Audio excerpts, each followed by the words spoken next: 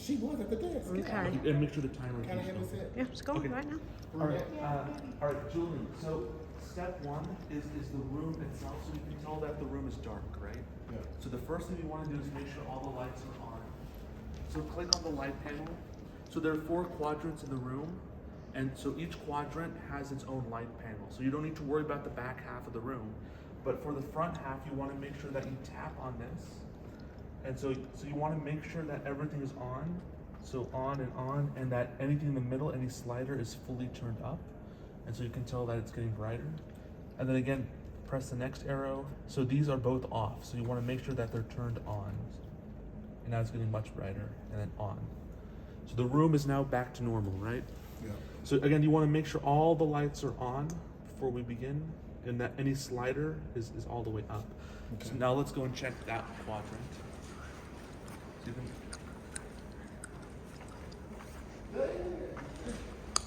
So go ahead and check that quadrant, that light panel, and make sure that all of the lights are on. So yep, that looks good. Okay, good. All right, good. So that's the basic setup of the room. And now let's talk about the equipment. So when we open the bag, we don't want it to look like this, where we have the bulky stuff on top. So we want to keep, so just to keep things organized, we want to take everything out, and I'll show you how to load everything in. So we definitely got some new equipment. So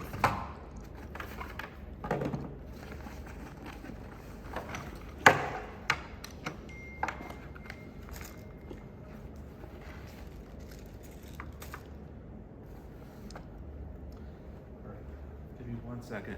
No, So it's- no, keep going. Don't stop. Just grabbing the phones.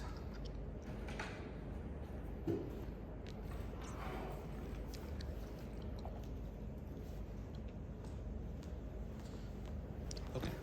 So you want to keep the bulky stuff at the bottom, so so nothing gets crushed. So if you look, we have the 4 tripods, right? And we have an empty bag. So the way we're gonna do this is we're gonna put each tripod right next to each other, side by side, in the same direction to create that flat base. You wanna make sure that the tripods are really right next to each other, I was just about to ask that because if one is slightly higher than the other 3, it'll create an uneven surface. So you really wanna keep them all flat. And then after that, you wanna put in the lights to continue that base. And then you can keep everything else. So like the battery packs, cards, wires, clips, tripods, sticky notes, microphones, and then iPhones as well. So now for the most, and then that's it. Is it, what, Yes. are both those phones identical? They are. And which model is it? iPhone 13s. 13? Yes. Okay. Do you Which want I- to clean these with alcohol or anything? We can. Okay. Is there a passcode there? There is. So the passcode, I'll repeat it right now, is all caps. RMR. No, actually, so every few months you have to change it. Okay. Okay. So the current password is all caps VAECHCS, and then you're in. So again, you want to keep organized. You want to pack it exactly like it is right here, right? We don't want to just throw things in. Oh no, because Haphazardly. getting it out. Yeah. Plus, things We don't wanna damage things can get can break. And what is the ECH? So VAECHCS, so Eastern Colorado healthcare system. Healthcare System. Yeah. Okay. All right, so these are all of our equipment. So again, an empty tote bag. So we have 4 tripods, 2 lights. We'll have 2 battery packs, 2 mounts, 2 charging cables, color cards, microphones, clips, sticky notes, and then 2 phones as well. Okay. And so the camera settings on the phones, you don't need to mess with it. They've already been calibrated. So you just have to turn them on. They're automatically, by default, on 4K and the like. Okay. And the chargers, how do these work? So both iPhones and battery packs have to be charged.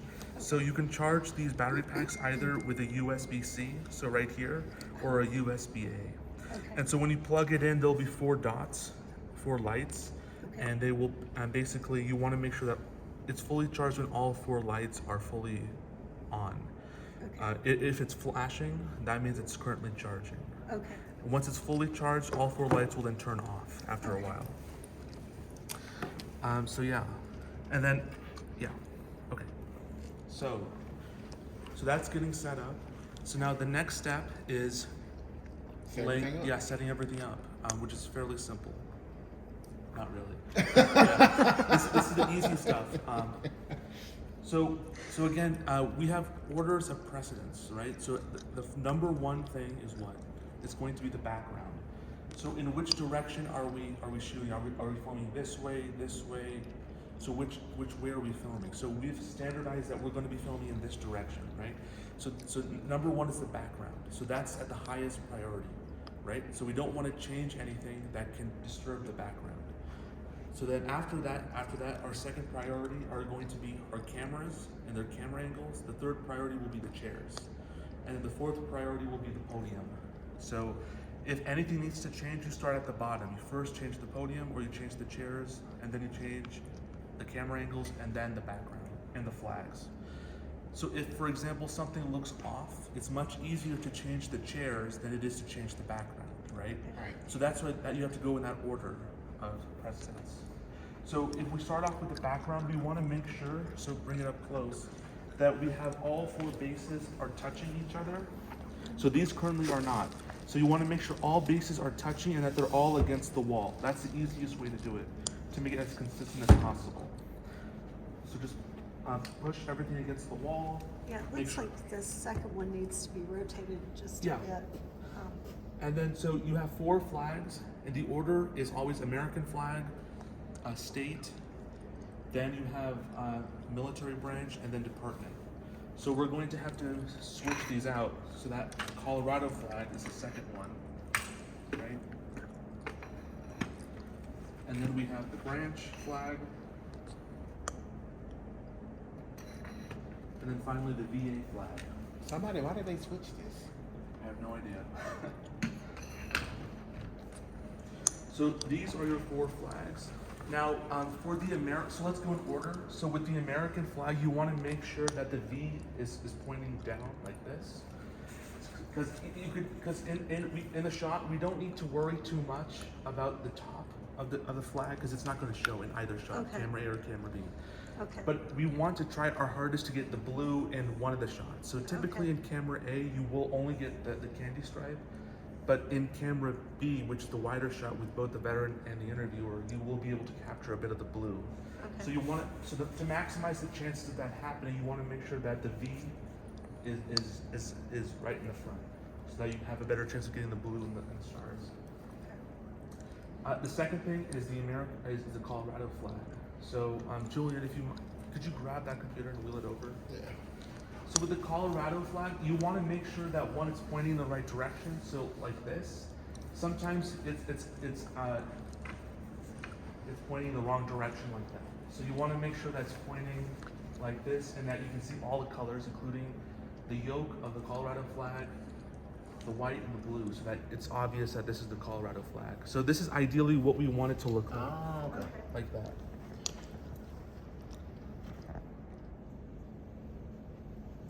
So if you see over here, you can see the V of the American flag. It's sticking down. With the Colorado flag, you can clearly see the blue, the white, and then the C and the yellow. Okay. So that's So obviously this is missing from the flag. Is there any way to request that they fix that? Because that is our American flag. we'll talk with someone about that. But it's not a make or break situation for us, because Right. we'll never be able to reach that high. Right. Typically, the camera angle, the maximum it'll go is just around here, Okay. around there, is the highest it'll go. Okay. So, and if you look at this, and then that's the American flag, Colorado flag with the military branch. Uh-huh. You want to make sure that you can see Some of it. the specific words. So with the Navy, we want to make sure we can see Navy. With Marine Corps, we want to make sure we can see Marine. Okay, With Army, we want to see Army. And with Air Force, we can see Air Force. okay, And those are the exact words. So with Marine Corps, you won't be able to fit both Marine and Corps. right. If you orient it correctly, you can actually, you'll get Marine. So it's actually fairly simple. And where are the other flags kept? The other flags are kept right there in the closet. In here? Right there. So Julian. Middle one there, okay. Yeah. So, in case it's not opening, there is a latch. Is it not opening? I had to go to it. It's open. Okay. But in case it doesn't open, there's a latch right here at the bottom that you can, put your hand through and then pull it up. Okay. And then all the flags are in there. Okay. The only flag that you won't find for the most part is the POW flag. So, yeah. Have we interviewed a POW? Oh, we have interviewed several. Oh, really? Yeah. Huh? Including a World War II veteran who fought in the Battle of the Bulge. Oh, wow. He escaped the Germans. Wow. Wow. Yeah. We're talking about that in history right now. Yeah. So yeah. So with the flags, these aren't the best poles or stands. So you may Okay. need to twist them, and you may need to stand at a distance to make sure that they're fine, right? It's like this one is leaning.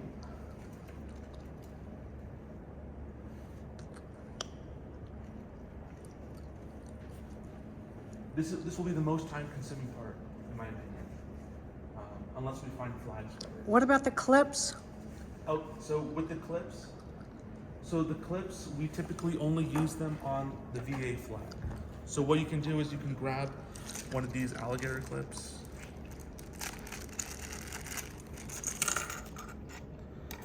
Right?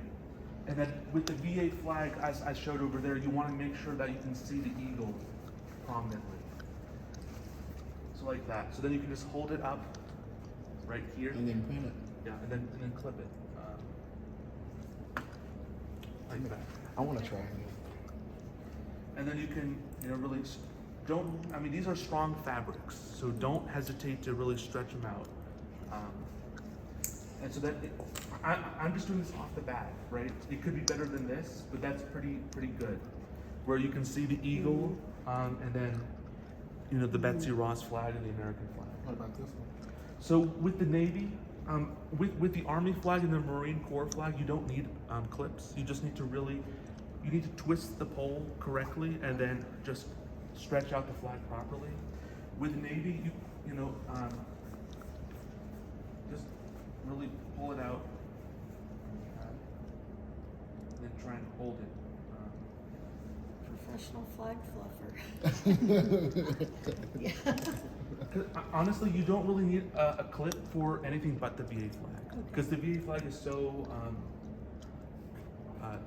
it's only good when it's clipped like this. Otherwise, naturally it'll wrinkle. But with the Colorado flag and the American flag, you'll never need a clip.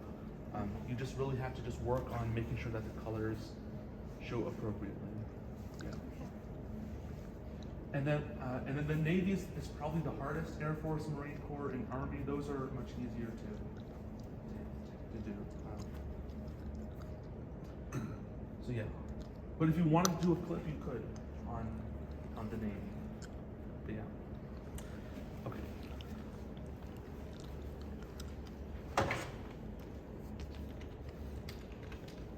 I have a medical appointment I've got to go to. Yeah, go take care of your appointment. Whatever. All right. She won't be here next week. You take care of it. You too. Right? Okay, well. Be well. We'll see you before. Okay. Bye-bye. Ted? All right, see you next week, or the week after, rather. Okay, Be good. You go. Bye-bye. All right, David.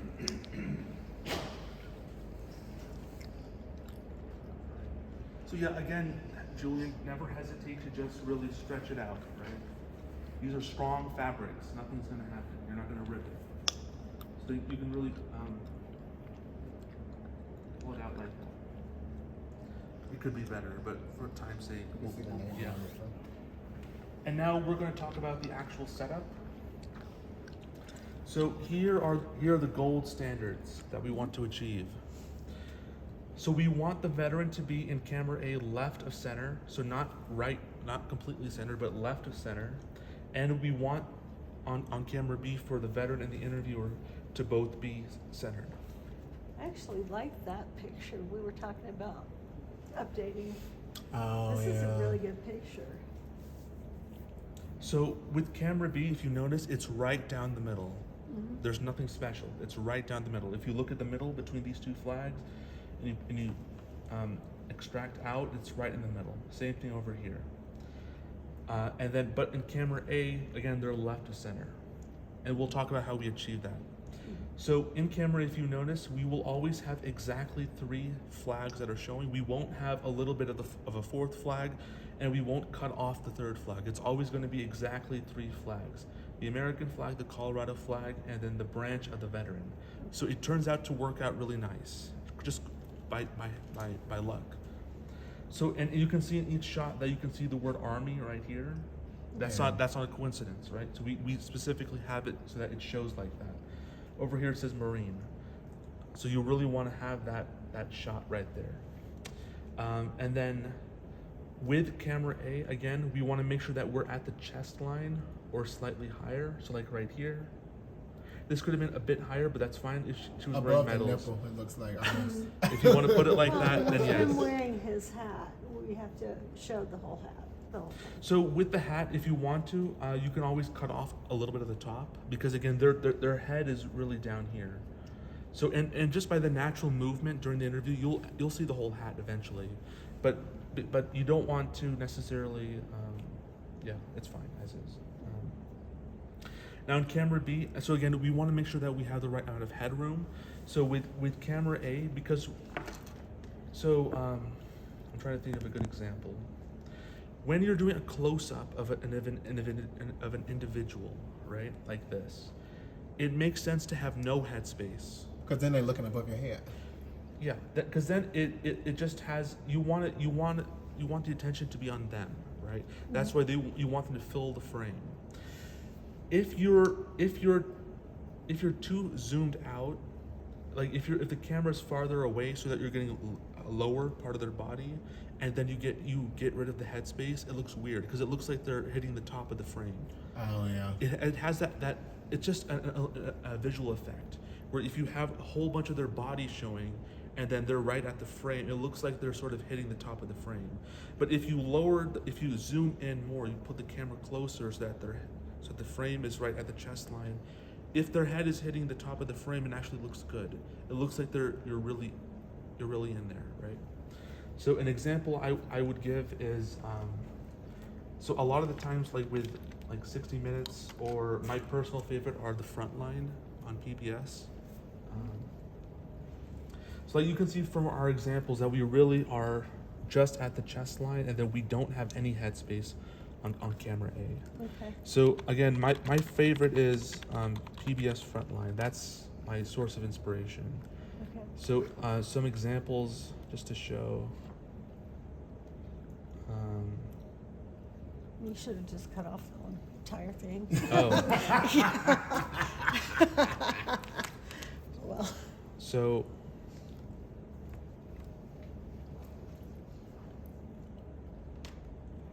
how are we on time? 1849. Oh, that's not bad. Hoping this will load. There we go. My boy Bernie. Hold on.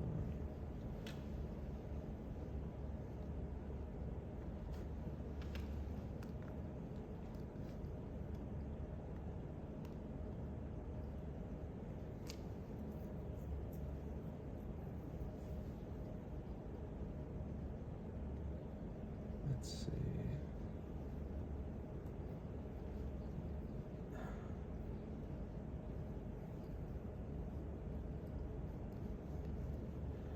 There we go. Okay, so as you can see from the shot, because we're so close to him, the individual, it's okay if even a little bit of his hair has been cut off, because we're close, right? If we had more of his lower half showing, it would look weird, like he's hitting the top of the ceiling, right? So this is what you sort of want. In addition, you also want it where they're sort of looking a bit higher. So that's why we have the sticky note, so that they're looking at the orange sticky note, which hopefully is a little bit higher. That's why we have the tripod at eye level, Oh, I didn't know. and y'all then the did- sticky note is slightly higher than that, so that they're looking at an upward angle. So